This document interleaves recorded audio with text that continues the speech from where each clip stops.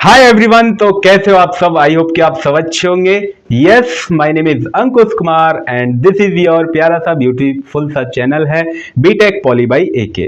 तो AKTU engineering physics और unit number 1 quantum mechanics में हम जो टॉपिक्स आज डिस्कस करेंगे स्टूडेंट, बहुत प्यारा सा टॉपिक है, एकदम बहुत इजी टॉपिक है, ज्यादा हार्ड नहीं है। उस टॉपिक का नाम है स्टूडेंट वेव फंक्शन। अब वेव फंक्शन क्या होता है? सबसे पहले आपको मैटर वेव्स आपको पता होनी चाहिए, तो उसकी वीडियो की लिंक, उस वीडियो का लेक्चर लिंक आपको डिस्क्रिप्शन बॉक्स में मिल जाएगा। तो मेरी सजेशन ये है कि आप पहले उस वीडियो को देखें, देन इसके बाद इस वीडियो को कंटिन्यू करें, ठीक है। तो चलिए स्टार्ट करते हैं इस प्यारी सी वीडियो को, शानदार से लेक्चर को। तो आज हम इसमें क्या क्या पढ़ने वाले हैं? आज इसमें हम जो स्टूडेंट पढ़ेंगे वो वेव फंक्शन के बारे में पढ़ेंगे और उसकी कुछ कैरेक्टरिस्टिक पढ़ेंगे और उसका एक physical significance is very very important, उसके बारे में पढ़ेंगे, ठीक है। ये टॉपिक्स आज के लेक्चर के टारगेट हैं। Is that clear? ओके। तो सबसे पहले आखिरकार wave function, sir wave function बता दीजिए, वेव फंक्शन होता क्या है? पहले हमें देखिए स्टूडेंट, वेव फंक्शन क्या है कि आपके पास कोई एक वेव है, ठीक है। क्या है? आपके पास कोई वेव है। वेव में मैं ये बोलता हूं कि वो वेव में किसी एक पार्टिकुलर पॉइंट पर, किसी एक पार्टिकुलर पॉइंट पर मुझे उसकी पोजीशन, क्या मुझे उसकी पोजीशन और उसका टाइम बता दीजिए एग्जैक्ट। कोई आपके पास एक वेव है, हम मान लेते हैं ये आपके पास कोई वेव जा रही है, ठीक है, ये वेव है। तो मैं ये कहता हूं कि इलेक्ट्रॉन या प्रोटॉन या और कोई है आपके पास मैटर, ठीक है, इस पर ये जो आया है, ये जो पॉइंट है या फिर ये जो मैटर है या फिर पार्टिकल जो भी है, ठीक है, इसकी पोजीशन, क्या ध्यान से सुनिए, इसकी पोजीशन को आप चाहें R से डिनोट कर सकते हैं और इसका टाइम हमें कैलकुलेट करके बता दीजिए। उसी को स्टूडेंट हम क्या बोलते हैं? वेव फंक्शन बोलते हैं। क्या बोलते हैं स्टूडेंट? वेव फंक्शन बोलते हैं। क्लियर?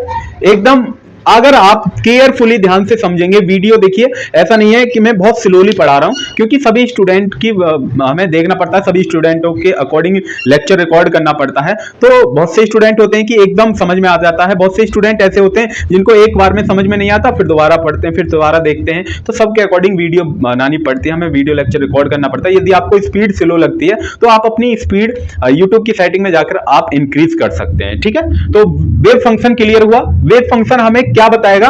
किसी एक पार्टिकुलर की पोजीशन बताएगा और उसका टाइम बताएगा, उसको हम क्या बोलते हैं? Wave function. अब वेव फंक्शन से पहले हम उसको, पहले ये जो आपके पास कुछ 4 पॉइंट लिखे हैं, पहले इनको देखते हैं, ये आपको पता होनी चाहिए, ठीक है। सबसे पहला पॉइंट है periodic variation of electric mass and electric field है, इलेक्ट्रिक फील्ड है ये स्टूडेंट, मास नहीं है, electric field and magnetic field produce electromagnetic waves. जो आपके पास इलेक्ट्रिक फील्ड और मैग्नेटिक फील्ड दोनों, देखिए इलेक्ट्रिक फील्ड में जो वेव प्रोपोगेट करती हैं ये एक दूसरे के क्या होती हैं? परपेंडिकुलर होती हैं। और मैग्नेटिक फील्ड जो रहेगा वो हमें क्या देता है, क्या प्रोड्यूस करता है? इलेक्ट्रोमैग्नेटिक वेव्स देंगे।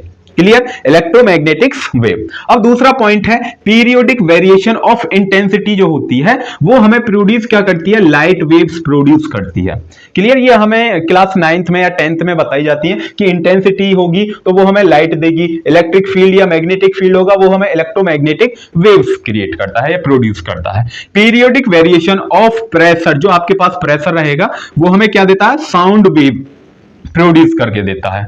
और periodic variation of height produce water waves, जो आपके पास हाइट जो रहेगी वो हमें क्या प्रोड्यूस करेगी? Water waves. इसको हम क्या बोलते हैं स्टूडेंट? Wave function. इनकी प्रॉपर्टी, एक तरीका से आप ये बोल सकते हैं कि ये प्रॉपर्टी है वेव फंक्शन की, जिनमें ये प्रॉपर्टी अप्लाई होंगी। क्या? साउंड वेव कैसे बनेंगी? प्रेशर से बनेंगी। लाइट वेव्स कैसे? इंटेंसिटी से। इलेक्ट्रोमैग्नेटिक वेव मैग्नेटिक फील्ड और इलेक्ट्रिक फील्ड से जनरेट होती है या प्रोड्यूस होती है। वाटर वेव्स से हाइट से प्रोड्यूस होती है। तो उन सभी को हम क्या बोलते हैं स्टूडेंट? Wave function. क्लियर हुआ एकदम? ठीक है। अब एक दूसरी इसकी डेफिनेशन है, जो ये जो मैंने लिखी है ये दूसरी डेफिनेशन है, ठीक है। अब wave function is a complex function. Wave function कैसा नंबर होता है? कॉम्प्लेक्स नंबर होता है या कॉम्प्लेक्स फंक्शन होता है। कॉम्प्लेक्स फंक्शन आप क्लास 11th में पढ़ते हैं मैथमेटिक्स में, ठीक है। Clear? It can detect the particle is present और नॉट। ये हमें क्या बताता है कि पार्टिकल जो है आपके पास, ये जो पार्टिकल है क्या ये प्रेजेंट है या नहीं है किसी एक वेव में। ठीक है, in wave packet but can not detect the exact position और time of the particle within the packet. But ये हमें क्या नहीं बताता, उसकी एग्जैक्ट पोजीशन और एग्जैक्ट टाइमिंग नहीं बता पाता है किसी भी पार्टिकल की। बट जो वेव फंक्शन होता है, वेव फंक्शन का ही काम क्या होता है कि वेव फंक्शन का काम ये होता है कि आपके पास ये कोई वेव गई है, इसमें किसी एक पार्टिकल की या किसी मैटर की इसमें हमें पोजीशन और टाइम बताना होता है, उसी को आप क्या बोलते हैं, वेव फंक्शन। बस इतनी सी बात क्लियर रखिए, क्लियर। और वेव फंक्शन को जो हम डिनोट करते हैं स्टूडेंट, इस सिंबल से, ये जो आपके पास सिंबल लिखा हुआ है इससे डिनोट करते हैं, जिसका नेम है साई। क्या है स्टूडेंट, साई बोलते हैं, साई इसका नेम है।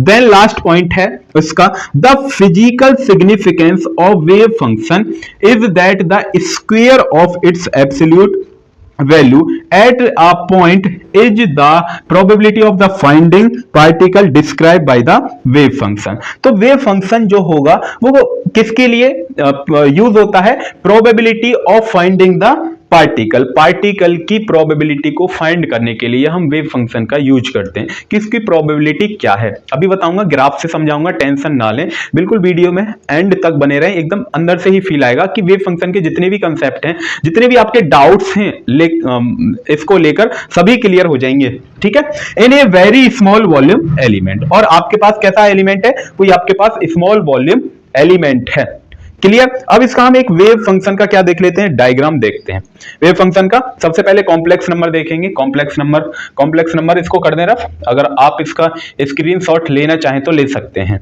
ठीक है, ले लीजिए। ओके, पहले यहां पर कॉम्प्लेक्स नंबर था, वेव फंक्शन कैसा नंबर है, कैसा फंक्शन है, कॉम्प्लेक्स फंक्शन है। तो सबसे पहले कॉम्प्लेक्स नंबर आप जानते हैं कि उसमें एक रियल पार्ट होता है, एक इमेजिनरी पार्ट होता है। तो हम मानते हैं psi is equal to A plus I B. ये आपके पास ये कैसा पार्ट है, ये सर रियल पार्ट है, रियल पार्ट बोलते हैं इसको। और ये आई बी वाला कैसा पार्ट है, ये इमेजिनरी पार्ट है। कैसा पार्ट है, इमेजिनरी पार्ट, क्लियर।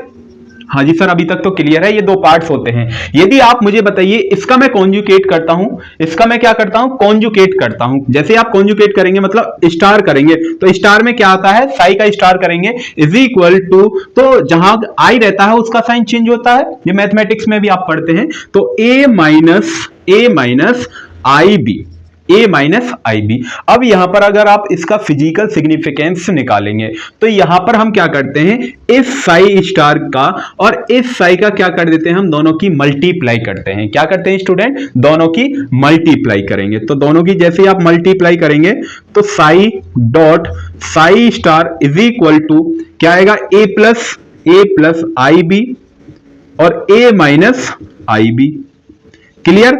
इन दोनों की जैसे आप मल्टीप्लाई करेंगे तो यहां पर क्या आएगा, मोड में फंक्शन आएगा, मोड का स्क्वायर आएगा, साई स्क्वायर मोड में, वो भी इज इक्वल टू, यहां पर एक फॉर्मूला लगेगा। हाँ जी सर, कौन सा फॉर्मूला, ए स्क्वायर माइनस आई स्क्वायर और बी का स्क्वायर, क्लियर। ए माइनस बी, ए प्लस बी, आप फॉर्मूला जानते हैं। हाँ जी सर, हम जानते हैं, आपने पढ़ाया है मैथमेटिक्स में और हम पढ़ के भी आए हैं, बिल्कुल। तो जैसे आप इसको सॉल्व करेंगे, आप जानते हैं क्या sir, I square is equal to -1 होता है। तो यहां पर आई स्क्वायर की वैल्यू रख देंगे तो ए स्क्वायर माइनस माइनस क्या हो जाएगा, प्लस के बी स्क्वायर। ये जो आपके पास आया है मोड का स्क्वायर, ये आप देखेंगे तो दोनों वैल्यू जो यहां पर आ रही है, ए स्क्वायर प्लस के बी स्क्वायर जो वैल्यू आ रही है, ये कैसी वैल्यू है, कैसे नंबर है सर, ये दोनों ही नंबर रियल नंबर हैं। दोनों नंबर क्या है, रियल। और इसमें कैसा नंबर आता था, इमेजिनरी। तो ये जो आपके पास साई स्क्वायर आया है, ये हमें क्या बताता है, किसी पार्टिकल की एग्जैक्ट पोजीशन और उसका टाइम। मतलब जो वेव फंक्शन होता है ना, बस आप ये सोचिए कि वेव फंक्शन कोई एक पार्टिकल है, आपके पास कोई वेव जा रही है, ये आपके पास कोई वेव है, ठीक है, वेव है, क्लियर। वेव जैसे ये जा रही है तो हम बोलते हैं कोई पार्टिकल यहां पर है।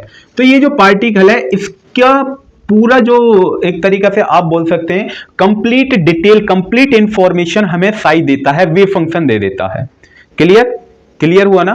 तो फंक्शन क्या करता है, वेव फंक्शन क्या बताता है, वेव फंक्शन हमें ये बताता है, ये जो आपके पास पार्टिकल है इसकी जो पूरी इंफॉर्मेशन है वो हमें बता देता है।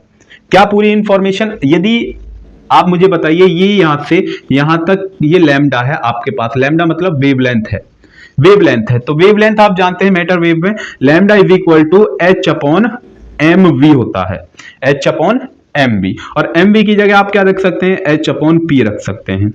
ठीक है, यदि वेवलेंथ यहां पर ज्यादा रहेगी, वेवलेंथ यहां पर ज्यादा रहेगी तो मोमेंटम कैसा होगा, कम होगा। तो मोमेंटम क्या हो जाएगा, कम हो जाएगा। तो मोमेंटम हो गया कम और वेवलेंथ है ज्यादा।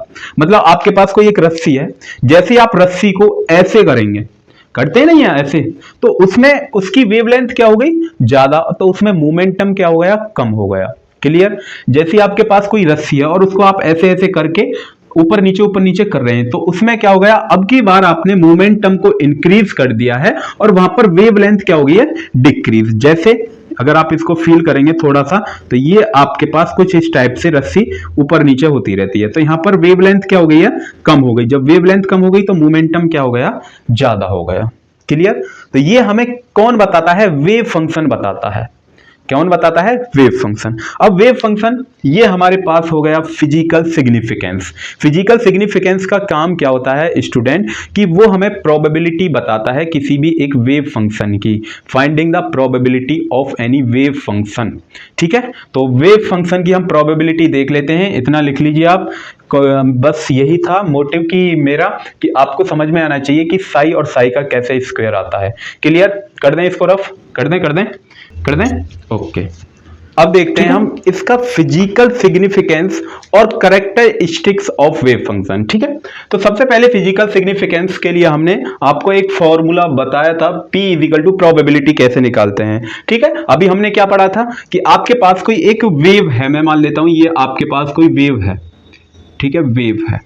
अगर मुझे यहां से पॉइंट नंबर ए से, मैं मान लेता हूं ये आपके पास ए है और ये आपके पास बी है, ये आपके पास बी है, इसके बीच में कोई आपके पास पार्टिकल है, उसकी कंप्लीट इंफॉर्मेशन मुझे चाहिए, तो तब हम कैसे प्रोबेबिलिटी लगाएंगे, उसके लिए क्या फॉर्मूला है वो हम देखते हैं। और ये जो पार्टिकल है वो एक्स डायरेक्शन में, एक्स की डायरेक्शन में बिलोंग करता है, एक्स की डायरेक्शन में मूव हो रहा है।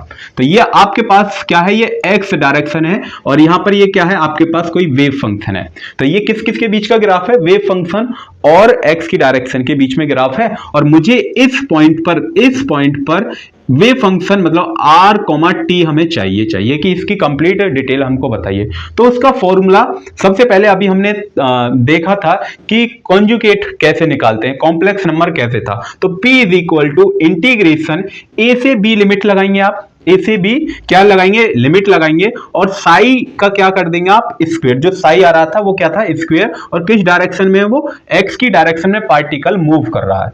क्लियर। यदि मैं आपसे बोलता हूं कि ये एक्स डायरेक्शन में, तो ऐसा भी हो सकता है कि वाई में या फिर जेड में। तो यहां पर P is equal to integration a से बी साई का square d x comma d y comma d z, मैंने तीनों ही डायरेक्शन यहां पर लिख दिए हैं। आप चाहें तो कोई सी भी डायरेक्शन, कोई एक डायरेक्शन में पार्टिकल मूव करेगा। और यहां पर साई का स्क्वायर क्या है, तो P is equal to integration a से बी, साई की जगह आप क्या रख सकते हैं, अभी हमने बताया था साई डॉट साई स्टार को आप क्या लिखते हैं सर, साई का स्क्वायर मोड साई का स्क्वायर लिखते हैं। तो यहां पर क्या आ जाएगा, psi dot psi star D X D Y और डी जेड। ये आपके पास क्या आएगा, प्रोबेबिलिटी का एक फॉर्मूला आ गया, आप इसको बॉक्स में बंद कर सकते हैं। क्लियर। ये हमने बॉक्स में बंद कर दिया, ये प्रोबेबिलिटी का फॉर्मूला है, फिजिकल सिग्निफिकेंस का फॉर्मूला बता रहा हूं मैं। ठीक है ना। अब हम देखते हैं यदि if do not size of particle, अगर आपके पास पार्टिकल का कोई साइज नहीं है, हमें ये नहीं पता है कि पार्टिकल इतना है या इतना बड़ा है या कितना बड़ा है, या इलेक्ट्रॉन है या फिर उसका साइज बहुत बड़ा है, ये हमें नहीं पता है, तब उसकी प्रोबेबिलिटी क्या रहेगी, प्रोबेबिलिटी किसके इक्वल रहेगी, 1 के इक्वल रहेगी, और उसकी लिमिट -इंफिनिटी से +infinity. If the probability is 1, यदि किसी की प्रोबेबिलिटी क्या आ जाए 1। प्रोबेबिलिटी आप जानते हैं, प्रोबेबिलिटी हमेशा या तो फिर किसी पार्टिकल की 0 रहेगी, किस किस के बीच में रहती है, 0 और 1 के बीच में किसी पार्टिकल की प्रोबेबिलिटी रहती है। ठीक है, पार्टिकल की प्रोबेबिलिटी क्या रहेगी, 0 to 1। Then the wave function is called normalisation wave function. तब उस वेव फंक्शन को हम कैसा फंक्शन बोलते हैं, नॉर्मलाइजेशन वेव फंक्शन बोलते हैं। कब, जब प्रोबेबिलिटी क्या हो, 1 हो।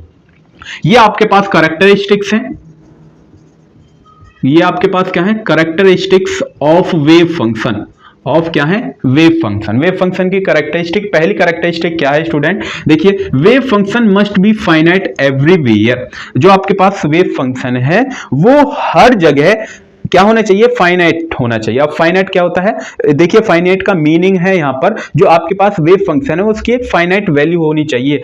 फाइनाइट मतलब उसके जिसको हम काउंट कर सकते हैं, ठीक है, फिक्स वैल्यू होनी चाहिए। It means wave function should have finite value और जीरो वैल्यू। आपके पास जीरो वैल्यू भी हो सकती है और एक फाइनाइट, ऐसा नहीं है इनफाइनाइट वैल्यू है उसको हम काउंट ही नहीं कर पा रहे हैं। तो आपके पास कैसी वैल्यू होनी चाहिए, वेव फंक्शन की फाइनाइट वैल्यू या फिर जीरो हो सकती है।